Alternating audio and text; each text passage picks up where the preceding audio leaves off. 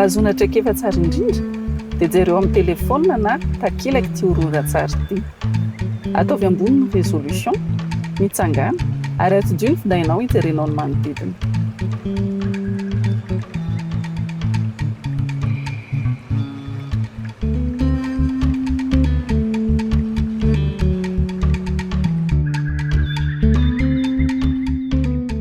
Ny tantsaha no fototry ny fiarahamonina ambanivohitra. Tsankanavaka i Madagasikara. Manoloana ny fiovan'ny toetr'andro ary ny haintany sy ny rivo-doza dia sahirana ny tantsaha eto Madagasikara amin'ny famatsiana rano tsy tapaka ho an'ny fambolena n'inon'inona ny vanim-potoana. Eo ambanin'ny fitarihan'ny OSDRM na Organisation pour le soutien du développement rural à Madagascar, izay mpiara-mondina amiko amin'ny Fondation Aga Khan, dia ahitana fivoarana ny fambolena amin'ny faritra an-tanan-dehibe sy any ambanivohitra lavitra.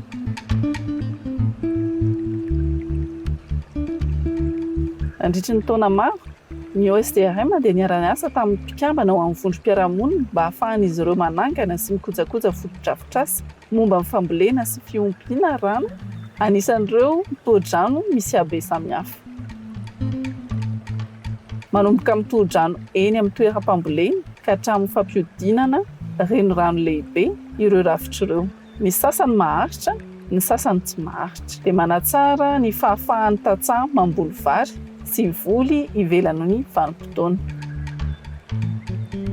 Taona vitsivitsy taorian'ny nanombohan'ny tetikasa dia azo tsapaitanana ny fiatraikan'ny fanamboarana toha-drano. Ireo samy niara-ny fiovan'ny toetr'andro dia miroborobo amin'ny fanondrahana voafehy ankehitriny.